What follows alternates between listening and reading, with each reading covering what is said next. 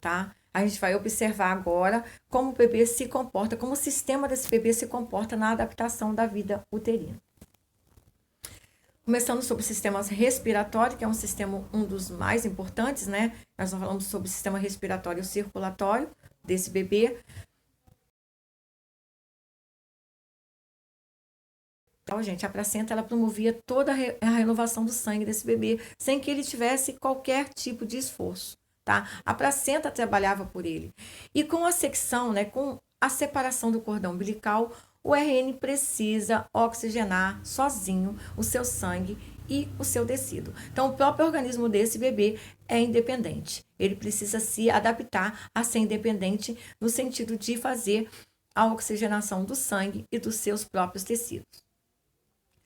Os estímulos que ajudam a iniciar a primeira respiração são químicos, térmicos e táteis. Então, gente, caindo na prova, vocês vão saber.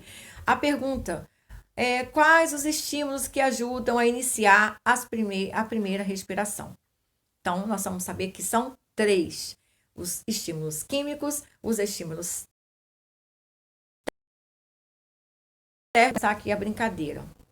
Vou passar rapidamente por a fisiologia, tá? Vocês aprenderam isso lá em anatomia, fisiologia, as características fisiológicas do RN no sistema respiratório? Não, vocês aprenderam no sistema respiratório.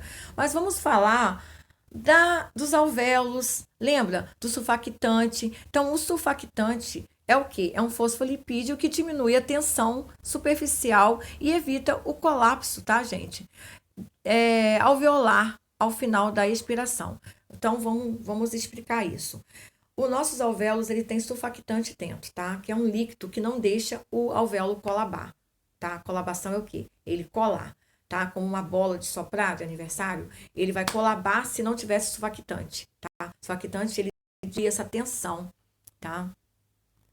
Então, o que acontece? Essa redução facilita trocas gasosas e diminui o trabalho respiratório, né não? Quando você tem essa redução, tá? O surfactante está ali, você reduz o quê? O impacto da colabação. Isso facilita a troca gasosa e diminui o trabalho respiratório, que vai ser bem mais suave tendo esse surfactante aí.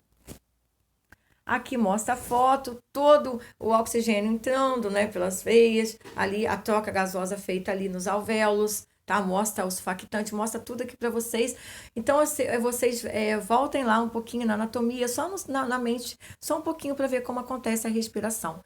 Isso aqui não é de grande importância agora, nesse momento. Vocês já sabem a troca gasosa e é isso que a gente precisa saber. Que o organismo do bebê vai precisar, tá? Deste movimento aí, de aprender a fazer esse movimento de expiração e inspiração e essa troca toda gasosa aí, tá bom, gente? Então, vamos começar nos nossos 3 sistemas, né? 3 sistemas que eu falei lá atrás para vocês: os químicos, os térmicos e o tátil, tá? E os táteis. Então, vamos lá. Os químicos: a diminuição de O2, que é o oxigênio, e o aumento de gás carbônico e a redução do pH. É isso que faz o estímulo químico, tá? Tem que reduzir o oxigênio, o aumento do gás carbônico, a redução do pH, isso tudo ele vai ter que, no sistema respiratório desse bebê, vai ter que começar a movimentar esse sistema químico, tá? A organizar esse sistema químico. O térmico é o resfriamento súbito do recém-nato. Gente, por isso que eu falo com vocês, acabou do bebê nascer, depois da visita ao peito da mãe, nós temos que correr com esse bebê para o berço aquecido. Ele não pode receber essa variação súbita de temperatura, tá? Essa súbita temperatura de estar no calor da mãe, de 36,8 a 37, e de repente estar no ar-condicionado, vai mexer muito com o sistema respiratório dessa criança, tá, gente? Vai sim. Vai ter vasoconstrição, vai cair em distúrbios aí. Por isso, nós temos que não deixar essa temperatura cair de repente. E o estímulo tátil? Você lembra nos filmes que vocês assistem que o médico bate lá no bunda do bebê, levanta pela perna, bate nas costas? Gente, isso não é verdade, tá? Isso é mentira. Isso é mentira. Não pense numa coisa dessa, porque como se diz, não é certo isso, pelo amor de Deus, tá? Tapas nas nádegas ou nas costas devem ser evitados. Por quê? Porque pode ocorrer uma lesão nesse bebê. Bebê frágil, você vai bater nas costas, no pulmão do bebê, né? No bumbum ali perto dos rins do bebê, que não estão ainda adaptados, então não pode, tá? Pode acontecer alguma lesão. Assim como a descida pelo canal de parto, né? Pode haver lesão e o manuseio normal durante o parto também nós temos que ter esse cuidado. Então, assim, o bebê é muito frágil. Então, nada de tapa nas nádegas nem nas costas, tá? Eles fazem uma esfregação assim, tá? No dorso ou extremidade do recém-nato para estimular ele. Estimular, tá? Para, tipo, despertar esse neném, tá, gente? Esse bebezinho aí. Então, nada de tapinhas. Isso não existe, é só em filme mesmo.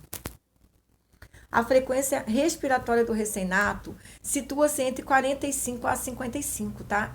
Incursões por minuto ou simplificação por minuto, tá? De 45 a 55. Tendo a musculatura abdominal grande importância na mecânica respiratória do recém-nato. Ele utiliza muito, gente, a musculatura abdominal para fazer a respiração dele, porque ele ainda não está conseguindo totalmente utilizar o diafragma normalmente, como todo mundo usa, tá? Então, ele usa muito a musculatura abdominal. Nesse quadro aqui, está mostrando para vocês a idade e a respiração de cada pessoa em sua idade, tá? Então, aqui nós temos respiração do idoso, adulto, crianças e lactentes, tá? Então, assim, você vê que a respiração de um recém-nascido, de um recém-nato, é bem, né, bem diferente. Principal, né? Então, a respiração principal é a respiração abdominal com descida do diafragma, como a do bebê. É a respiração abdominal, como eu tinha dito para vocês. Segundo, sistema circulatório, né? Que é também aquele sistema capital de vida desse neném, tá? Então, respiratório e circulatório, como nós dissemos, vamos falar do circulatório. Gente, a circulação fetal torna-se circulação neonatal. A placenta, mais uma vez eu falo, a placenta fazia a circulação fetal sem que o bebê tivesse qualquer tipo de trabalho ou esforço para que essa circulação estivesse sendo feita, tá? Então, agora vai aparecer agora pra gente a circulação neonatal. Deixou de ser circulação fetal, tá? Garantindo o neonato a circulação pulmonar, a circulação pulmonar necessária à sua sobrevida. Então, assim, o sistema desse bebê vai ter que começar a trabalhar, né? Isso requer esforço desse neném, tá? Até o primeiro ao 10º dia, todas essas mudanças vão sendo feitas e o cuidado que nós temos que ter com esse bebê é redobrado. E avisar a mãe e ao companheiro ou quem tiver ali de acompanhante para o cuidado e observação total nesse bebê, tá? A frequência cardíaca varia entre 150 a 180 batimentos por minuto, né? Se alterando quando o bebê chora e quando o bebê dorme. Simples assim, né? Fora essas duas atividades aí, do choro e do sono, o bebê vai ter os batimentos, tá? Que a gente estipulou aí nessa literatura. A volemia, em média, é de 300 ml, mas depende do tempo de pinçamento do cordão umbilical, tá? Então, o cordão umbilical ele tem que ser pinçado de quanto volume de sangue ficou dentro desse bebê, tá? Os fatores de coagulação estão normais, exceto os de vitamina K dependentes. Então, assim, gente, todos os fatores estão normais, mas o bebê ele não produz vitamina K. E essa vitamina K, nós fazemos a aplicação dela dentro mesmo do centro cirúrgico, tá? Isso a gente vai ver na frente, como que é feito. Vocês vão aprender e vão observar. E lá no estágio de vocês vão realmente fazer, né, a vitamina K no bebê. A vitamina K, o bebê não nasce com ela e nós temos que fazer a dosagem para que ele tenha esse fator de coagulação, tá? Mais acentuado. E aqui vem o sistema renal.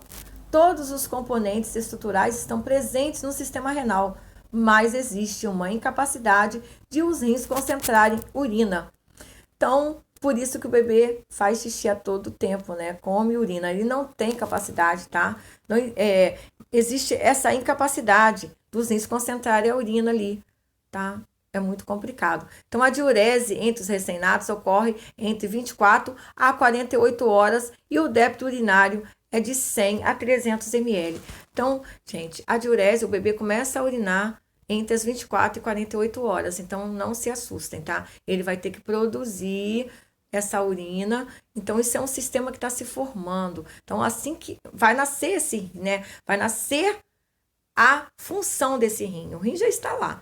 Vai nascer a função desse rim, tá? Então, ocorre entre 24 e 48 horas a diurese desse recém-nato. E a gente explica para a mamãe também, tá? Mamãe pode se assustar que a fraldinha tá seca, mas é assim mesmo. Termorregulação. A termorregulação é a área de superfície corporal que facilita a perda de calor para o ambiente. Então, assim, o bebê tem uma superfície corporal que faz aquela perda de calor. Por tal motivo, o RN tenta compensar adotando a posição usual de flexão, reduzindo a quantidade de superfície corporal exposta ao ambiente. Olha como a natureza é linda, gente. Eu, quando leio isso, em todas as aulas que eu dou, eu fico estarrecida. Parece que é a primeira vez que eu estou vendo isso. O bebê já, olha, é incrível. Ele nasce com a capacidade de não poder perder, tá? Não poder perder calor. Então, se o bebê esticadinho vai dar 40 centímetros, a superfície facilita a perda de calor. Ele vai ficar encolhidinho. É por isso que os bebês, eles ficam encolhidinhos, tá? Para diminuir a superfície corporal exposta ao ambiente e, consequentemente, diminuir na superfície corporal, diminuir a perda de calor, tá? Diminui essa perda de calor por estar diminuindo também o tamanho. Olha que perfeição. Por isso que ele se encolhe, tá? Ele se encolhe para não perder tanto calor quanto se ele estivesse esticadinho, tá? É lindo, né? Outro fator é a fina camada de gordura subcutânea, a qual não fornece isolamento suficiente, desculpa. Então, o que acontece, gente? Ele tem uma camada, tá, de gordura muito pequena. O bebê, ele nasce assim com a camada muito pequena de gordura nele, tá? Isso é suficiente para essa perda, tá, de calor. Então, assim, por isso que ele se encolhe para evitar, né, a superfície ser muito extensa. Então, ele se encolhe para evitar a perda de calor e ele também não tem essa camada de gordura que nós temos para facilitar a perda de calor, tá? Então, é por isso que ele se deixa nessa posição usual de flexão. Ai, que fofo, gente. Vamos lá. Já outro fator que é o frio oxigenado pela perda de umidade da pele, tá? Esse fator é o frio, originado, tá? Então, vamos ler de novo. Já é um outro fator, o frio originado pela perda de umidade da pele, esse líquido amniótico, tá? O que acontece? O líquido amniótico, ele não está mais tá? Ele está exposto, a pele dele está exposta à atmosfera. Ele está exposto ao vento, ao frio, ao calor, tá? Então, esse período aí que ele perde esse contato com o líquido amniótico, deixa ele exposto. E é por isso que o bebê fica ali aos cuidados, à mercê, né, da enfermagem, porque está desprotegido totalmente. Não tem a camada de gordura, tá? Ele tenta ainda se recuperar fazendo a posição de flexão e também o líquido amniótico que ele não tem mais, tá? Então, em um período de no mínimo, vamos pôr aqui, de 10 minutos, né? Só de 2 a 3 graus que tá falando aqui. Gente, eu tive que aumentar porque tá muito pequenininha a letra para mim também, tá? Então eu preciso mostrar para vocês aqui. Então a temperatura, gente, por isso que a gente enrola o bebê na manta, coloca o bebê dentro do bercinho aquecido, porque no período de 10 minutos a temperatura pode cair de 2 a 3 graus. Isso é muita coisa, tá? É muita coisa. Ele tá sem aquela, né, a terminologia da gordurinha dele, que ele precisa ter, ele não tem, tá? E ele também está exposto à temperatura. A temperatura deste centro cirúrgico que está ali com o ar-condicionado ligado a todo vapor. Então, essa queda de temperatura, além de ter ali prejudicar o sistema respiratório e circulatório do bebê, também vai prejudicar na termorregulação, tá, gente? Então, é muito complicado isso aí. Essa temperatura, essa queda aí, a gente não pode deixar que tá? Isso é responsabilidade nossa, da enfermagem, tá lá nos cuidados do bebê, tá? Então, esse frio não tem que acontecer no corpo desse bebezinho, tá? Essa queda de temperatura, jamais. A perda de calor pode ser prevenida, sim, pode ser prevenida, tá? Com certeza. Nós temos que secar rapidamente o bebê, tá? Então, assim, ele tá ali no líquido amniótico, nós vamos secar rapidamente, porque o líquido amniótico, em contato com a atmosfera, vai gelar o bebê. A gente, quando tá na piscina, que a gente sai, a gente não sente frio, é a mesma coisa. O bebê tava na piscininha do líquido amniótico, saiu e vai ter a perda brusca de calor. Proteger o RN contra correntes de ar, exemplo, as salas com ar-condicionado, tá? Evitar o contato com a superfície fria. O ar-condicionado é impossível, porque o centro cirúrgico tem ar-condicionado, tá? Evitar o contato com a superfície fria. Sim, você não pode deixar o bebê, tipo, vai pesar o bebê, colocar o bebê diretamente na balança de metal, de jeito maneira, tá? O bebê tem que estar ali no pano aquecido, porque o bercinho aquecido, a gente aquece o paninho também, tá? Esse paninho que a gente vai pegar o bebê, né, e envolver esse bebezinho. Então, assim, o pano também tá aquecido. A gente não pode colocar ele em qualquer superfície gélida, porque ele vai perder também calor, tá? Fornecer calor radiante ou utilizar o colo materno, mantê-lo aquecido mediante o uso de roupas adequadas. Roupas adequadas, sim. A gente vai vestir o bebê para encaminhar o bebê ao alojamento da mãe, tá? Então, tudo isso aqui, gente, nos auxilia na termorregulação do bebê, tá? Isso feito rapidamente. O bebê, ele perde muito rapidamente. Vocês viram aí, 10 minutos perdendo aquele grau ali. Então, a gente não pode deixar o bebê sem a roupa e nem superfícies gélidas, tá? Então, aquecer o bebê rapidamente. Vamos dar uma parada no vídeo e começar em sistema gastrointestinal, tá? Que é um sistema também importantíssimo. A gente vai ver como funciona daqui a pouquinho, tá, gente?